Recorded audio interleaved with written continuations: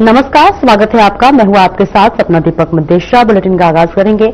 मुख्यमंत्री पुष्कर सिंह धामी की अध्यक्षता में हुई मंत्रिमंडल की बैठक में कुल 11 प्रस्ताव पर मुहर लगी है। इनमें मुख्य रूप से चिकित्सा एवं चिकित्सा शिक्षा विभाग से संबंधित 2 महत्वपूर्ण प्रस्ताव रहे, जिन पर मंत्रिमंडल ने सहमति जता दी है। राज्य में संचालित अटल आयुष्मान योजना और गोल्डन कार्ड योजना को दरअसल लेकर निर्णय लिया गया है। इस बीच इसके तहत अटल आयुष्मान योजना को इंश्योरेंस मोड पर और गोल्डन कार्ड योजना हाइब्रिड मोड में संचालित की जाएगी। इसके साथ ही राज्य सरकार ने नेचुरल गैस पर लिए जाने वाले वैट की दर को 20% से घटाकर 5% करने का निर्णय लिया है। कैबिनेट बैठक के बाद प्रमुख सचिव आवास विभाग और मीनाक्षी सुंदरम ने महत्वपूर्ण फैसलों के बारे में बताया।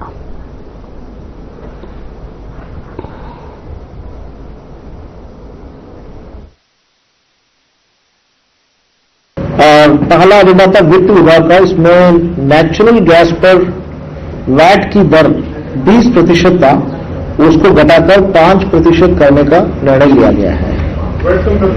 वैट कम कर दिया है। ये इससे हरित ऊर्जा को जो है प्रोत्साहन मिलेगा, उसकी दाम कम हो जाएगी। देन सेकंड जो मैटर था, ये कृषि एवं कृषक कल्याण विभाग का है। इसमें बराली और आसपास के क्षेत्र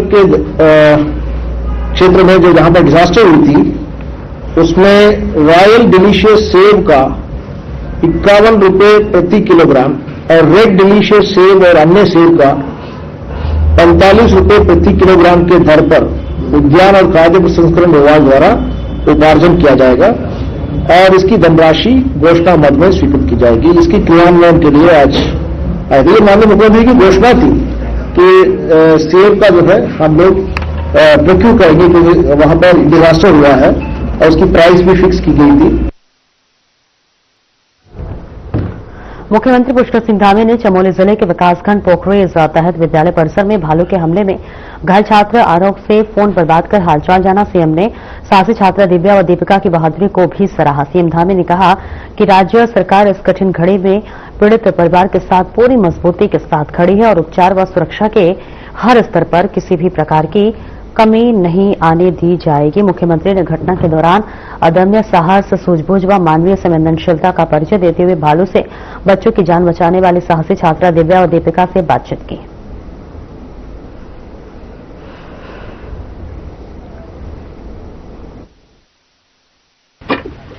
हेलो, हाँ नमस्ते। कैसे हो आरव? ज्यादा चोट तो नहीं लगी थी? चलो बेटा, बहुत अच्छा। नहीं लगी ना? चलो बेटा, बहुत अच्छा। और आंख में लगी है? कोई बात नहीं, हम लोग उसका इलाज करवाते हैं, है ना? बहुत बेटा, बहुत अच्छा। आप लोगों ने बहुत बहादुरी का काम किया, सब लोगों ने। तो इसका मेरी तरफ से बहुत आपको शाबाशी है, बहुत, है ना?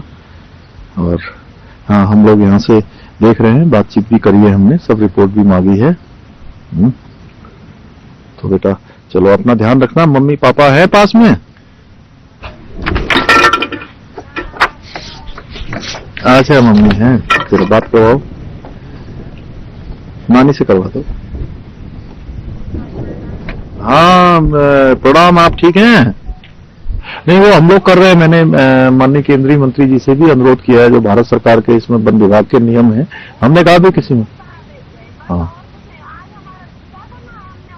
हाँ हाँ, नहीं बिल्कुल ठीक बात है। नहीं करते हैं हमने जी। नहीं ठीक है, मैं बात करता हूँ। ठीक है, ठीक है।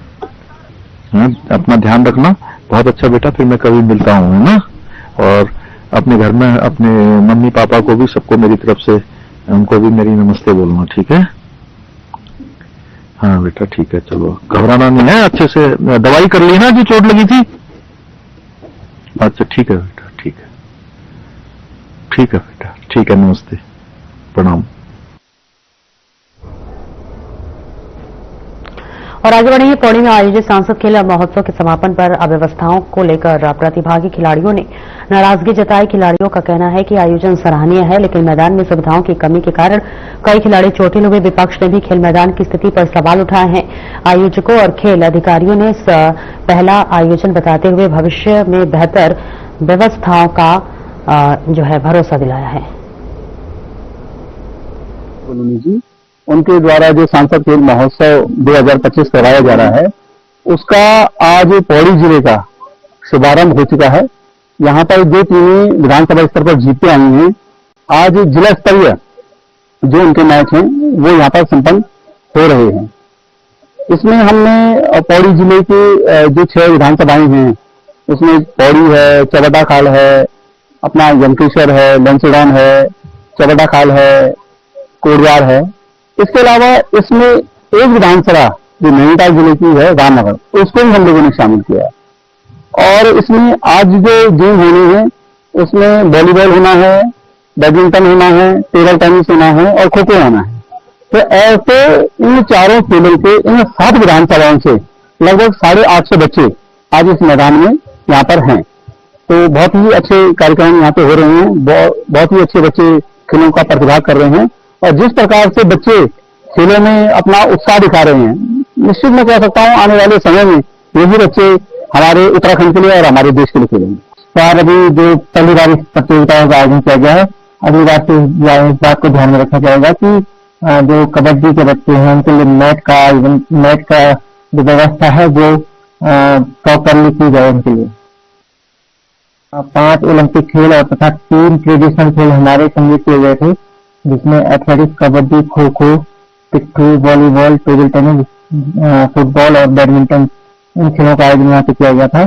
और इसका जो जनपद स्तरीय जो प्रतियोगिता थी, जिसमें हमारी पौड़ी जनपद की समस्त विधानसभाओं सहित रामनगर की विधानसभा भी इसमें प्रतिभाग की थी। हमारे कल और परसों इसका आयोजन किया गया था, जो कि कल समाप्त हो चुका है। और कल से अब ये लोकसभा स्तरीय गढ़वाल संसदीय क्षेत्र की जो प्रतियोगिता है, जिसमें हमारी पौड़ी, टिहरी, चमोली और रुद्रप्रयाग की टीमें इसमें प्रतिभाग करेंगी, वह कल से प्रारंभ हो गई है। और 7 खेलों का आयोजन हमारे पौड़ी जनपद में किया जा रहा है तथा टेबल टेनिस जो खेल है उसका आयोजन स्पोर्ट्स स्टेडियम गोपेश्वर चौक में किया जाएगा। जो हमारा पारंपरिक खेल था, जो पिट्ठू के नाम से अभी शुरुआत हुई है इसकी, तो अभी एकदम बिल्कुल नया खेल है और इस खेल का हमने यहाँ पे आयोजन किया गया ताकि हमारे जो पारंपरिक खेल थे वो जो आजकल की जनरेशन है उनको भी वो सीखने के लिए मिले, इसलिए इस खेल का आयोजन भी इसमें किया गया था। अगली बार से इनके जो बच्चे हैं, मैंने भी नोट किया था कि जो बच्चे हैं वो गिर रहे हैं, चोट लग रही है उनको, तो कहीं ना कहीं ये हमारे समझ में आया है कि जो कबड्डी का जो खेल है मैट में, अब जो मॉडर्न जो कबड्डी हो गया वो मैट में खेला जाता है। तो अगली बार से जो है कि हम कहीं ना कहीं से तो मैट का आयोजन, मैट की व्यवस्था उनके लिए की जाएगी। सर अभी एक्चुअली हमारा जो प्रशिक्षण शिविर कबड्डी खेल में नहीं चल रहा है, इस वजह से हमारे पास अभी कबड्डी की मैच नहीं है। अंशी रावत, मैं पौड़ी से हूँ, मैं 10th क्लास की स्टूडेंट हूँ। तो सांसद खेल तो बहुत अच्छी प्रतियोगिता है, खेल के काफी अच्छा लगा। मतलब ये है कि हाँ इसमें है तो थोड़ी बहुत फैसिलिटीज की वजह से, और ये जान पहचान यहाँ पे बहुत लोगों की, तो इस वजह से भी बहुत सारे घपले वगैरह भी होते ब्लॉक लेवल पे। अभी भी हमें टाइम की लिमिट वगैरह के कारण हम भी मैच हार गए, हमारा पहला मैच। तो मतलब बाकी सब तो ठीक है, पर यही दिक्कत है कि आगे चल के मतलब अगर ऐसा ये अपनी जान पहचान के कारण कोई प्लेयर, इतना अच्छा प्लेयर पीछे रह जाता है, ऐसा हर जगह होता है। मतलब पक्षपात हर जगह होता है, ऐसा कोई है ही हर किसी भी जगह। हल्द्वानी नगर निगम में गौ सेवकों ने प्रदर्शन न करते हुए 5 सूत्रीय मांग पर ज्ञापन नगर निगम को सौंपा है। गौ सेवकों ने कहा कि हल्द्वानी शहर में लगातार गोवंश की दुर्घटना में मौत या घायल होने के मामले सामने आ रहे हैं, लेकिन गोवंश को अस्पताल पहुंचाने या फिर मृत्यु होने पर उनके अंतिम संस्कार के लिए नगर निगम कोई भी मदद नहीं करता है। और इसके साथ ही निगम न ही कोई जेसीबी उपलब्ध कराता है और न ही घायल होने पर एम्बुलेंस उपलब्ध कराता है। इसके अलावा गौवंशों की मृत्यु के पश्चात उनको मिट्टी प्रदान करने के लिए जगह नगर निगम के पास नहीं है, लेकिन इसलिए उन्होंने नगर निगम को ज्ञापन दिया है और इस पर तत्काल कार्रवाई की जाए।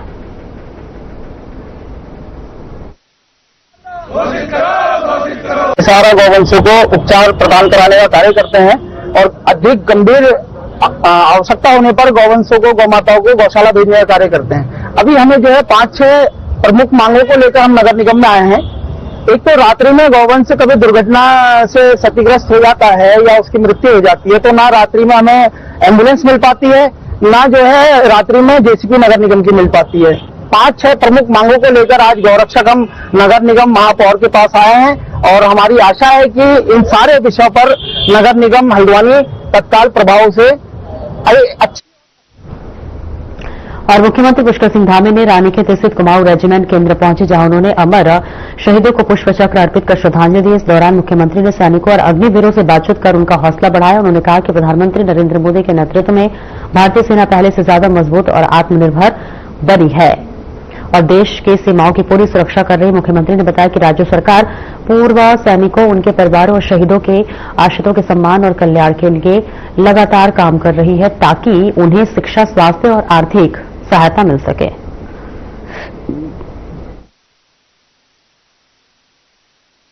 गर्व की बात है और सम्मान की बात है कि मुझे इस कुमाऊं रेजिमेंट का इतिहास, वीरता का, शौर्य का, पराक्रम का रहा है। ऐसे बार मेमोरियल में भी जाने का अवसर मिला, उनको नमन करने का अवसर मिला और इस केंद्र में आने का अवसर मिला। और मैं बचपन से ही, क्योंकि सेना के साथ मेरा लगाव रहा है और सेना को देखते देखते ही मैं बड़ा हुआ, बहुत कुछ जीवन में सीखा है। और आप सब लोग देश की सुरक्षा के प्रहरी हैं। आप सभी वीर सैनिकों को, सभी अग्निवीरों को, मैं सभी को नमन करता हूं।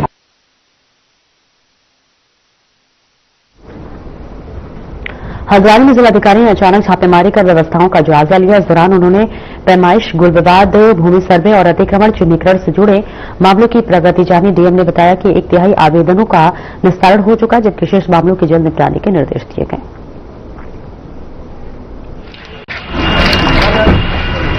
तहसील हल्द्वानी या अन्य तहसीलों से रिलेटेड भी कुछ मूलभूत मुद्दे हैं जिनका जन सामान्य से जो अपेक्षाएं रहती हैं रेवेन्यू ऑफिशियल से। तो सबसे ज्यादा मसले पैमाइश, नकती, मेड़ विवाद, गूल अवरोध या जो बंटवारे में कुर्रे बनाने की जो प्रोसेस होती है, उन मसलों को लेकर तहसील कर्मियों से अपडेट लिया गया है।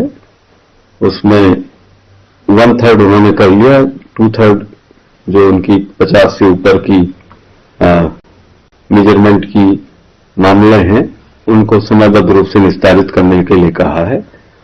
और शहर में जो वाइडनिंग का काम चल रहा है, इसमें उन्होंने मार्किंग और जो नकती करनी है वो प्रोग्रेस भी ली गई है। कालागढ़ स्थित उत्तराखंड जल विद्युत निगम के हाइड्रो पावर हाउस में अधिकारियों की लापरवाही के चलते निगम को करोड़ों रुपए का नुकसान हो रहा है और पावर हाउस की तीसरी टरबाइन शॉर्ट सर्किट के कारण खराब हो गई है, जिस पर मरम्मत और मेंटेनेंस में करोड़ों रुपए खर्च किए जा रहे हैं। वहीं कई दिनों से इस टरबाइन से बिजली उत्पादन बंद है, जिससे कि ऊर्जा निगम को भारी अधिक नुकसान झेलना पड़ा है। इस मामले को लेकर अधिकारियों का कहना है कि तकनीकी कारणों से टरबाइन में खराबी आई है और जल्द ही इसे ठीक कर उत्पादन शुरू किया जाएगा।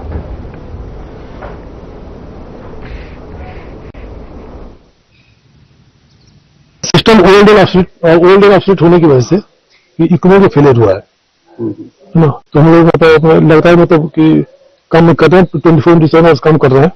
उससे सिंगल मशीन को तैयार हो कि उपलब्ध मतलब कि करवा दिया जाएगा। और बाकी आज डेट तक जो भी हमारा टारगेट जो कि सीए और यूआरसी में तो डिसाइड होता है, उससे हम लोग 50 आइटम हम लोग एक्स्ट्रा जनरेट कर चुके हैं।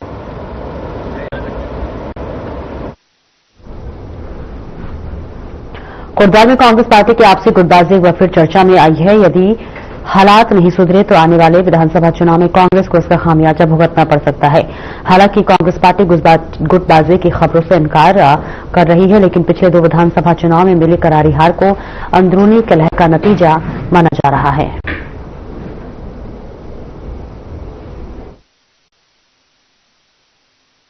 कांग्रेस किसी धड़े में नहीं थी, कांग्रेस एक है, कांग्रेस पार्टी एक साथ मिलकर जिसको पार्टी आगे करेगी, सारे लोग दूल्हे के साथ खड़े होंगे बारात के रूप में। कांग्रेस पुरानी पार्टी है, 150 साल पुरानी कांग्रेस पार्टी। कांग्रेस पार्टी जब बड़ा घर होता है तो छोटी मोटी बातें चलती रहती हैं।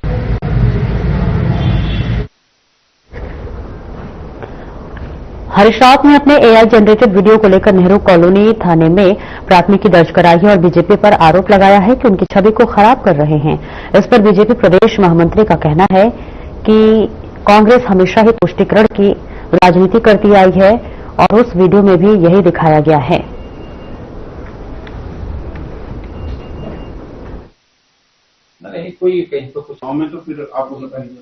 देखिए, उत्तराखंड में हरीश रावत जी एक बड़े नेता है और उसके नाते हम भारतीय जनता पार्टी के कार्यकर्ता भी उनका सम्मान करते हैं, मान करते हैं।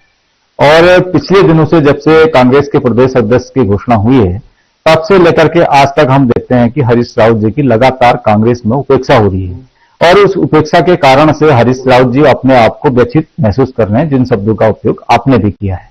और अब हरीश रावत जी को पार्टी में कोई वहां पर पूछ नहीं रहा है, कोई उनका आदर नहीं कर रहा है, कोई काम उनको पार्टी के अंदर नहीं मिल रहा है, तो स्वाभाविक रूप से हरीश रावत जी को भी ये लगता है कि मीडिया की कवरेज पाने के लिए किसी न किसी माध्यम से आगे आना चाहिए। उत्तराखंड में पहाड़ से लेकर मैदान तक जंगली जानवरों के हमलों की घटनाएं लगातार सामने आ रही हैं। इन हमलों से सबसे अधिक खतरा स्कूली बच्चों को है जो रोजाना अकेले स्कूल आते जाते हैं। हालात को देखते हुए जिला प्रशासन ने कई जनपदों में स्कूलों की टाइमिंग में बदलाव किया और बच्चों की सुरक्षा के लिए विशेष इंतजाम भी किए गए हैं। तो वहीं वन विभाग पूरी तरह से अलर्ट मोड पर है। प्रमुख वन संरक्षक आर.के. मिश्रा ने बताया है कि संवेदनशील क्षेत्रों में पिंजरे लगाए जा रहे हैं और अतिरिक्त स्टाफ को फील्ड में तैनात किया गया है।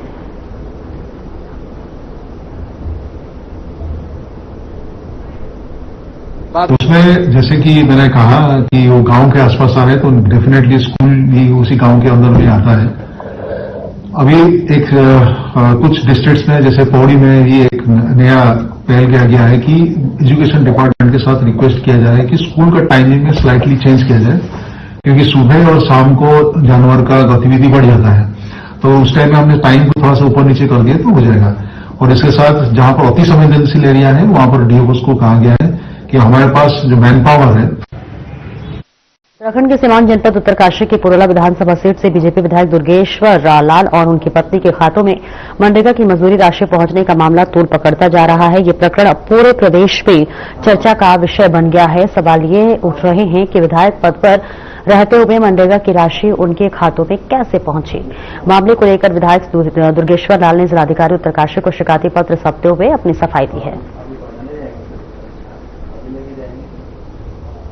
कुछ अराजक तत्वों ने मेरे परिवार में मेरी स्वर्गीय माताजी और मेरा खुद का और मेरी पत्नी का जो मनरेगा जॉब कार्ड में फर्जी तरीके से जो मनरेगा वेज लिस्ट होती है मजदूरी दर उसमें वो शो कर रहा है, लेकिन हमारे किसी भी अकाउंट में कोई पैसा नहीं आया। लेकिन कुछ असामाजिक तत्वों ने ये राजनीतिक साजिश के तहत मुझे बदनाम करने, मेरी सामाजिक और राजनीतिक छवि को जो है एक तरीके से धूमिल करने का काम किया है।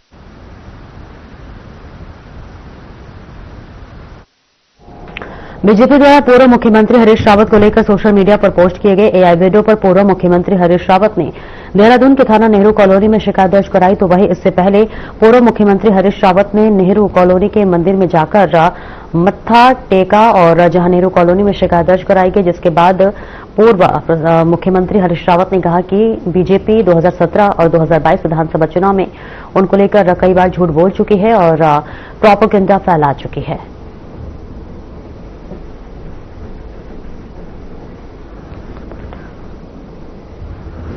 ये एक बहुत ही दुष्ट प्रयास है और उत्तराखंड के राजनीतिक सौहार्द को और उत्तराखंड के सामाजिक परिवेश को नष्ट करने का प्रयास है भाजपा। और इन्होंने पहले भी झूठ बोले, इन्होंने जुम्मे की नमाज का झूठ बोला, जुम्मा मतलब शुक्रवार की छुट्टी का, सारे राज्य के लोग जानते हैं, कहीं किसी कार्यालय में छुट्टी नहीं हुई, लेकिन भाजपा ने छुट्टी कर ली और चुनाव में चुनाव का अपहरण कर लिया। और फिर अभी 2022 के अंदर मुस्लिम यूनिवर्सिटी का झूठ बोला। जुल्म की टक्कर में, जुल्म की टक्कर में। फिलहाल इस बुलेटिन में इतना ही। नमस्कार।